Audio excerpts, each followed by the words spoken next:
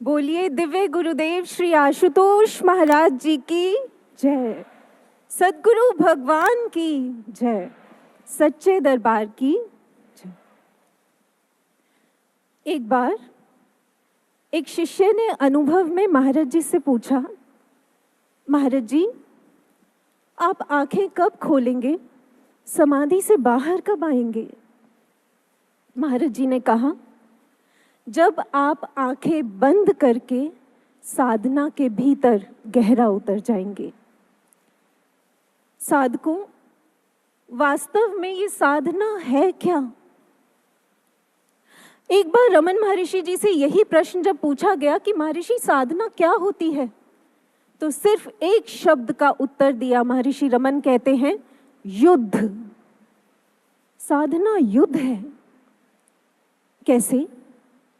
बुल्ले शाह के गुरु ने तो उन्हें कहा था कि बुल्लिया रब दा की पौना, इधरों पुटना ते उधर लौना। लेकिन रब को पाना इतना आसान नहीं होता। इस इधरों से उधरों में जाने में एक भीषण युद्ध होता है। कैसे? मान लीजिए ये हमारा मन है, हमें इस मन को इधरों से उधरों लेकर जाना है, यानी बहिर्मुखी से अंतर्मुखी करना है। अब ये जो मन है ना, ये कोई सीधा साधा संभला हुआ मन तो है नहीं, ढीठ जिद्दी किस्म का मन है जो प्यार की भाषा नहीं समझता। तो इस बात को सिंबलाइज करते हैं इस बात से कि मान लीजिए आपके पास यूं कलाई घुमाने की फैसिलिटी नहीं है क्योंकि जिद्दी मन है ना। अब आप बताइए, बिना कलाई को घुमाए क्या आप इस मन को इधरों से उधरों ले जा सकते हैं? क्या ये संभव है। लेकिन एक युद्ध लड़ना पड़ेगा। आइए लड़ते हैं। Right hand. आपका ये जो मन है ना, ये बहिर्मुखी है। अब इसको इधरों से उधरों ले जाने की यात्रा करते हैं। सबसे पहले ब्रह्म ज्ञान के ध्यान सुमिरन से चेतना को ऊपर उठाना होता है। भीतर जो विकार हमारे ऊपर प्रहार करते हैं, हमें उन पर कसकर सुमिरन से प्रहार करना होता है। और अगर विचार तंग करें तो इन विचारों को सुमिरन की मदद से दूर भगाना होता है। इस प्रयास को पुनः से दोहराना होता है, चेतना को फिर से ऊपर ले जाना होता है। इन विकारों को करारी चपत लगानी होती है। विचारों को कोई तूल ना देते हुए उन्हें दूर भगाना है। देखिए, मन इधरों से उधरों हुआ। ये तो एक सिंबॉलिक प्रेजेंटेशन थी ब्रदर्स एंड सिस्टर्स। वास्तव में ये विकारों की मार, विचारों से ये युद्ध, इस प्रक्रिया को कई कई बार दोहराना पड़ता है। तब जाकर ये मन इधरों से उधरों जाकर अपने रब में रमता है, पावन बनता है, उद्दंडता को त्याज कर प्रचंडता से सधता है। और इसे ही कहते हैं ब्रह्म ज्ञान की सच्ची ध्यान साधना। और आज दिव्य ज्योति का हर एक साधक इसी कल्याणकारी निर्माणकारी साधना में रत है। यूं तो दुनिया में बहुत से कॉम्पिटिशन्स होते हैं, लेकिन जो दिव्य ज्योति में इन दिनों एक कंपटीशन चल रहा है वो बहुत शुभ है, बहुत ही पावन है, हेल्दी है और लाभकारी है। ये है ब्रह्म ज्ञान की ध्यान साधना से अपने आप को बदलने का, संवारने का कंपटीशन। ऐसे ही एक कंपटीशन की एक बार बात तथागत ने अपने शिष्यों को सुनाई थी। तथागत कहते हैं, जानते हो, जिस मार्ग से इस समय हम जा रहे हैं, यहाँ पर एक बार साधना की बहुत सुंदर गाथा जीवंत हुई थी। एक शिष्य था जिसका नाम था गावसिन, गुरु कश्यप का शिष्य था। एक दिन गावसिन के मन में आया कि मैं सबको खूब गुरु महिमा सुनाता हूँ, लेकिन क्या मैंने खुद अपने गुरु कश्यप के आदर्शों को आत्मसात किया है? अपनी स्थिति जानते हुए उसने जब ये विचार सोचा तो वो अंदर से कौंध गया, कांप गया और तब गावसिन ने लिया एक दृढ़ संकल्प, आहार साधना करने का संकल्प। आहार साधना यानी अपने आहार पर, अपने भोजन पर, अपनी नींद को संयमित, नियंत्रित करने का संकल्प, ताकि वो आध्यात्मिक मार्ग पर आगे बढ़ पाए। प्रयास इतनी शिद्दत से किया गया था कि कुछ ही दिनों में प्रभाव सामने आया और गावसिन बदला बदला दिखने लगा।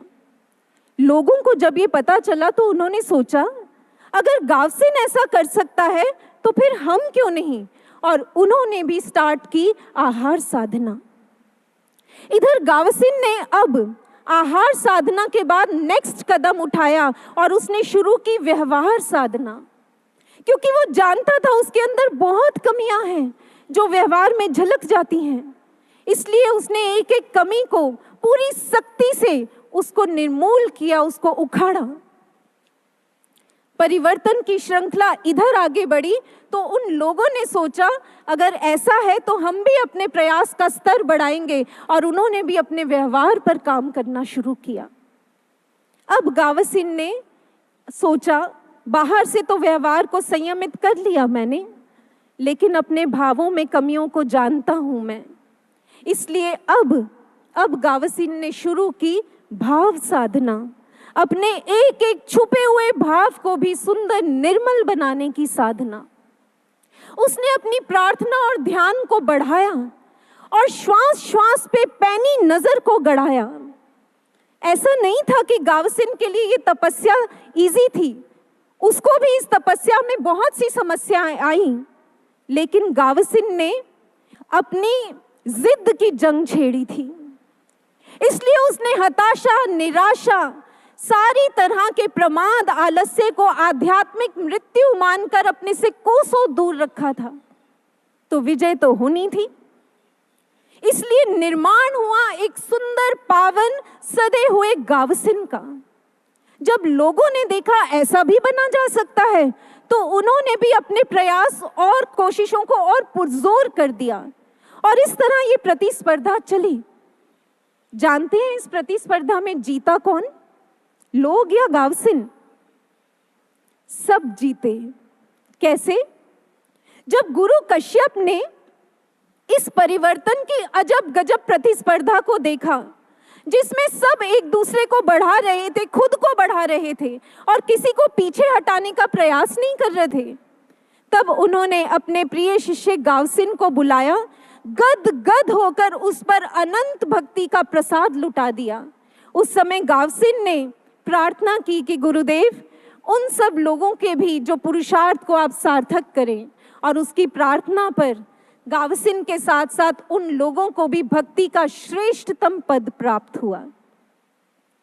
साधकों, आज हमारे गुरु भगवान भी हमसे ऐसी ही परिवर्तनकारी, सृजनकारी साधना चाहते हैं।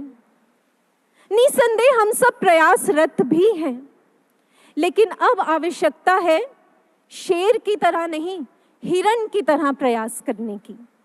माने, साइंस में एक कॉन्सेप्ट आता है जिसे कहते हैं लाइफ डिनर प्रिंसिपल। ये प्रिंसिपल कहता है कि जब शेर हिरण के पीछे दौड़ता है, तब दौड़ तो दोनों रहे होते हैं, शेर भी और हिरण भी, लेकिन एक कारण होता है जिसकी वजह से हिरण के प्रयास शेर के प्रयास को मात दे जाते हैं, और वो ये कारण होता है कि जो शेर होता है ना, वो अपने भोजन के लिए भाग रहा होता है, लेकिन जो हिरण होता है वो अपने जीवन के लिए दौड़ रहा होता है। इसलिए शेर तो एक बार को फिर अपने प्रयासों में ढील अलाउ कर सकता है, क्योंकि अगर उसका एक बार भोजन चला भी गया तो उसका ज्यादा कुछ नहीं जाएगा, लेकिन हिरण के तो जीवन का सवाल है। इसलिए वो अपनी पूरी ताकत लगाकर सिर्फ और सिर्फ आगे दौड़ता है, ना रुकता है, ना ढीला पड़ता है, ना पीछे मुड़कर देखता है, क्योंकि उसको मालूम है ऐसा करने का सीधा सीधा मतलब होगा उसकी मृत्यु। इसी तरह साधकों, आज के इस भीषण काल में जब विकार और संस्कार हम पर हावी हैं, बुरी तरह हावी हैं, दूषित मनस्थितियां हैं और विषम परिस्थितियां हमें धर दबोचने को उतारू हैं। ऐसे में हमें भी साधना रूपी संघर्ष को तो करना ही होगा, और वो भी ढीला ढाला संघर्ष नहीं, हिरन की तरह संघर्ष करना होगा। हर युग में हर शिष्य ने ऐसी ही साधना की है, तभी उसने अपने रब को, अपने गुरु भगवान को रिझाया है, पाया है।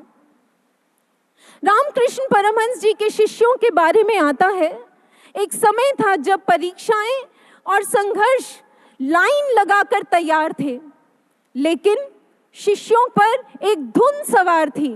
क्या? डटे रहो गुरु की भक्ति में, बसे रहो गुरु की बस्ती में। तो इसलिए उन्होंने संघर्षों के बावजूद अपनी साधना की मुहिम छेड़ी। लोग उन्हें आकर ताने मारते थे कि आखिर ऐसी साधना के लिए इतना संघर्ष करने से आप लोगों को मिल क्या रहा है? तो वो पलट कर जवाब देते थे, तो क्या आपके कहने पर अपने प्रयास छोड़कर फिर से अज्ञानता की खाई में कूद जाएं हम? उनके लिए बुक्स में जानते हैं क्या लिखा जाता है? Verbatim I am telling, Ramakrishna Math की बुक्स में उनके लिए लिखा गया, दे वर mad after doing sadhana because they wanted to do what their Thakur wanted from them। और बारंगौर मठ का दूसरा नाम पड़ गया था आध्यात्मिक जुनून की स्थली। महर्षि औरोबिंदो की अभी कुछ समय पहले एक डायरी मिली, जिसमें उनकी 9 साल की कठिन साधना की जो संघर्ष उन्होंने किया था, उसका एक एक पल रिकॉर्डेड है, दर्ज है। इसलिए औरोबिंदो भी अपने शिष्यों को लेटर्स जब लिखते थे तो उसमें लिखते थे, साधकों, साधना में डटे रहना, चाहे कुछ भी हो जाए, अपना आसन मत डोलने देना। रमन महर्षि ने अपने शिष्य मुरुगर से कहा था, मुरुगर, तू साधना की अपनी कोशिशों में हदें पार करके तो देख। मैं आध्यात्मिक संपदा लुटाने में अपनी सारी हदें पार कर दूंगा, मैं तुझे वचन देता हूं। तो जब गाउसिन अपने गुरु कश्यप के लिए साधना में तप सकता है, जब ठाकुर और अरविंद के शिष्य संघर्षों के बावजूद अपनी साधना में अडिग रह सकते हैं, डटे रह सकते हैं, तो फिर हम क्यों नहीं? एक बार महाराज जी से जब किसी ने कहा था, महाराज जी हमारा साधना में मन नहीं लगता, इसलिए हम उठ जाते हैं, तब महाराज जी ने कहा था, रावण जानता था कि वो युद्ध में हार जाएगा, लेकिन फिर भी डटा रहा। तुम्हारे पास तो राम है। इसलिए हमें भी साधना का संघर्ष करना है।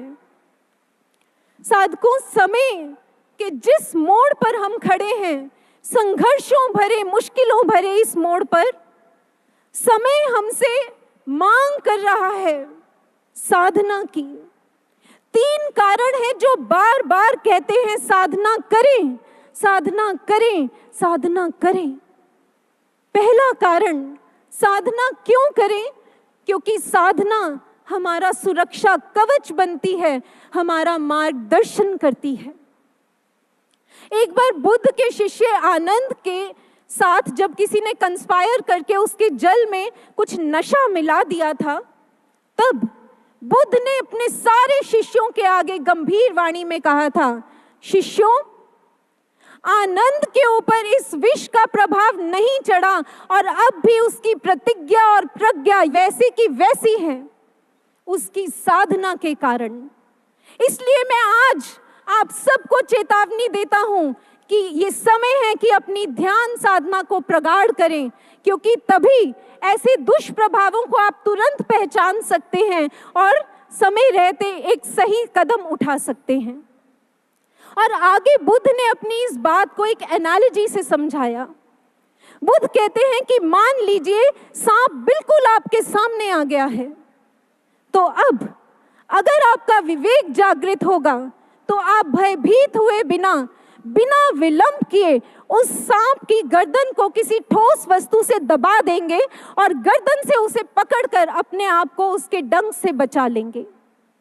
लेकिन अगर आपका विवेक सोया है तो आप देर करेंगे, सांप और आगे आ जाएगा और अगर अब आप उस सांप को बीच में से या पूंछ से उठाने की कोशिश करेंगे तो सांप आपको डस लेगा, आप बच नहीं पाओगे। आनंद आज क्यों बच पाया? क्योंकि आनंद की साधना के कारण इस नशे का प्रहार होने के बावजूद उसका विवेक जागृत रहा। इसलिए उसने तुरंत अपने सुमिरन के ठोस दंड से उस सर्प रूपी नशे की गर्दन को दबोच दिया और इस विष के प्रभाव से, इस नशे के प्रभाव से बच गया। और तब बुद्ध बोलते हैं कि याद रखना, स्मरण रखना, साधना और विवेक दोनों साथ साथ चलते हैं, कभी पृथक नहीं होते। तभी एक बार जब एक दीदी ने, जो बहुत व्यथित थे अंदर से, उन्होंने महाराज जी को फोन किया और जब महाराज जी ने उधर से फोन पर कहा तो दीदी एकदम से रो पड़े। महाराज जी ने बार बार पूछा रोती क्यों है, लेकिन वो दीदी थे जो वो रोना रुक ही नहीं पाया, वो रोते चले गए और कुछ बोल नहीं पाए। महाराज जी ने भी इतनी देर तक फोन थामे रखा। जब दीदी का रोना थोड़ा सा थमा तो दीदी ने कहा, महाराज जी अभी सिचुएशन ऐसी नहीं है कि हम आपके पास आकर बैठकर आपसे बात कर सकें, और अंदर से समझ नहीं आ रहा कि हमें इस सिचुएशन में करना क्या है, तो हम क्या करें महाराज जी? महाराज जी ने गंभीर वाणी में एक पंक्ति कही। महाराज जी कहते हैं, फिर भी समझना तो अंदर से ही होगा। महाराज जी चाहते तो उस समय उन दीदी को उस समस्या का समाधान दे देते, लेकिन महाराज जी शायद ये समझाना चाहते थे कि आगे भी जब कभी ऐसी परिस्थिति आए तो तुरंत मार्गदर्शन के लिए भीतर साधना में उतरना, देखना, तब जो तुम्हें समाधान मिलेगा वो सबसे उत्तम और विवेकपूर्ण होगा। इसलिए करें साधना। साधना करने का दूसरा कारण, सेवा का आधार बनती है साधना। सेवा भी तब तक सफल नहीं होती जब तक उसको साधना का आधार ना दिया जाए। सच बताएं तो सेवा और साधना एक ही है, बस नाम भिन्न है। कैसे? ये क्या है? हाथ। अगर मैं मुट्ठी बना दूं तो हाथ कहाँ गया? मुट्ठी बन गई। और अगर मैं इसको खोल दूं तो मुट्ठी कहाँ गई? हाथ बन गया। हाथ और मुट्ठी, कहने को तो हाथ में मुट्ठी और मुट्ठी में हाथ, यानी एक ही चीज के दो एक्सप्रेशंस ही तो हैं, है तो एक ही चीज। इसी तरह ये मुट्ठी, यानी कि जब हम अपने पंचभूत शरीर को समेट कर भीतर उतरते हैं तो ये कहलाती है, बन जाती है हमारी साधना। और जब हम इस मुट्ठी को खोलते हैं, यानी साधना से उठकर अपने सेवा क्षेत्र में, कार्य क्षेत्र में इस पंचभूत शरीर से अपने गुरु भगवान का संदेश देते हैं, तो ये साधना से सेवा बन जाती है। इसको साइंटिफिक एंगल से डिकोड करते हैं। साइंस कहती है कि जब आप इस तरह से बंद कर कर खोलने की प्रक्रिया को बार बार दोहराते हैं तो इससे आपकी जो ग्रिप होती है वो बहुत स्ट्रॉन्ग बनती है। और इतना ही नहीं, साथ में जो आपकी मोटर स्किल्स हैं, यानी कि जो ब्रेन का कोऑर्डिनेशन है, वो बहुत जबरदस्त हो जाता है कि आप कुछ गलत कर ही नहीं पाते। इसी तरह जब हम साधना से उठकर सेवा में या अपने कार्य क्षेत्र में उतरते हैं तो हम उस सेवा क्षेत्र में या कार्य में आने वाली स्थितियों को भी, सिचुएशंस को भी बेटर और बेटर ब्रेन से, कोऑर्डिनेशन से हैंडल कर पाते हैं। तभी एक बार जब एक बहन बहुत विचलित थी, अनुभव में वो देखती हैं कि इतनी विचलित स्थिति में वो इतनी परेशान है और बार बार महाराज जी से कंप्लेन कर रही हैं कि महाराज जी, मैं जो भी करती हूँ वो सब गलत हो जाता है, मेरी कोई सेवा सफल नहीं होती, उसमें त्रुटियां निकल आती हैं। तब महाराज जी वहां आए और महाराज जी ने यूं थर्ड आई को पॉइंट करते हुए कहा, तू यहां ध्यान नहीं लगाती ना, इसलिए तेरे काम नहीं सधते। महाराज जी कहना चाहते थे कि जब हम साधना से अपने मन को साधते हैं यहाँ पर, तो हमारे कार्य भी, हमारी सेवा भी सधती है, हमारी सेवा सफल होती है। और इसकी एक बहुत बहुत खूबसूरत प्रेरणा हमें मिलती है भाई बहलों के जीवन से, जो गुरु अर्जुन देव जी के शिष्य हुए हैं। उस समय दो प्रमुख सेवाएं वहां चल रही थी, एक तो पवित्र सरोवर की खुदाई और दूसरा हरमंदिर साहिब जी का निर्माण कार्य। गुरु अर्जुन देव जी चाहते थे कि इस निर्माण कार्य में सबसे उत्तम किस्म की ईंटों का प्रयोग हो। बाकी सबने तो कुछ इस बात पर ध्यान नहीं दिया, लेकिन जो भाई बहलों थे उन्होंने जगह जगह पता किया कि ईंटें सच में अच्छी कैसे बनाई जा सकती हैं, और उन्होंने पाया कि जब विष्ठा को मिलाया जाता है तो ईंटें बहुत अच्छी बनती हैं। तो उन्होंने ऐसा किया, इसलिए उनके कपड़ों से हमेशा विष्ठा की महक आती थी, जिस कारण से लोग उनका बहुत मजाक उड़ाते थे। लेकिन भाई बहलों को क्या फर्क पड़ता था, वो तो सेवा में मस्त मगन रहते थे। भाई बहलों के लिए 3 बातें प्रसिद्ध थीं और आज भी जानी जाती हैं। एक, चाहे कितनी मर्जी व्यस्तता होती या कितनी मर्जी थकान होती, रिकॉर्ड है भाई बहलों ने अपने प्रतिदिन की साधना एक दिन भी नहीं छोड़ी। दूसरी खासियत, भाई बहलों के सिर पर जितना भी भार होता था उससे उनको कोई फर्क नहीं पड़ता था, लेकिन एक चीज हमेशा कांस्टेंट रहती थी कि उनकी दृष्टि हमेशा अपने गुरु साहिब पर टिकी होती थी। तीसरा, कि जब लोग जानबूझकर उनके सेवा कार्य में तंग करते थे, उनको परेशान करते थे, उन पर व्यंग कसते थे, लेकिन रिकॉर्ड है भाई बहलों ने एक बार भी कभी प्रतिक्रिया नहीं की। क्यों?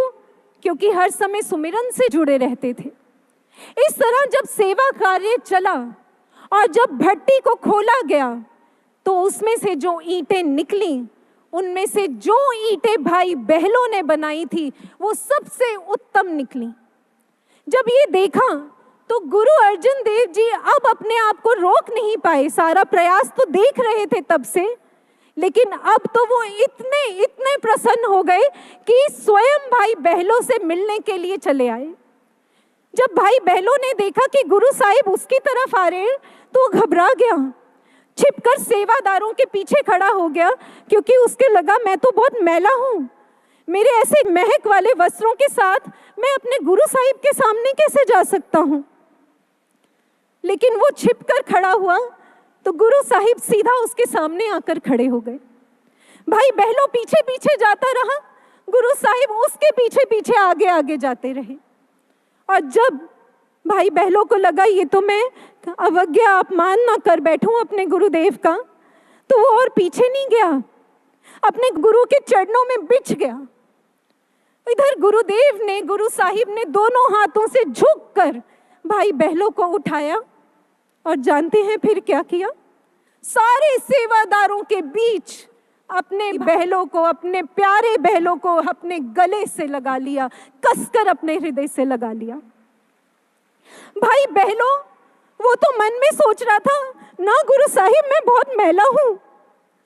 गुरु साहिब कहते हैं ना बहलों, तुम मैला नहीं है, तेरे जैसे पवित्र भक्त की पवित्रता का स्पर्श पाने के लिए तो हम आतुर रहते हैं। बहलों तू जानता है ये जो ईंटें हैं ना, ये मेरी याद से बनाई है तूने। बहलों, सुमिरन की पकड़ है इसमें, जो तूने कभी प्रतिक्रिया नहीं की, ना सहता रहा, ना तूने मुख से ना मन से कभी मुझे शिकायत की। बहलों, ये तेरी उस सहनशीलता के तप से तपी है ये ईंटें। बहलों जानता है बाकी सेवादारों ने तो इस सेवा से पुण्य कमाया है, लेकिन तूने इस सेवा से तो मुझे ही पा लिया। बहलों, तूने मुझे पाया है।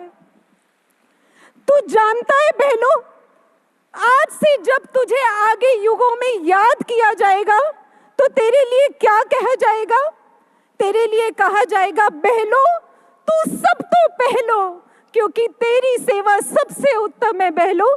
मेरी तेरी सेवा स्वीकार की, पूर्ण रूप से स्वीकार की, तेरी सेवा सफल हुई।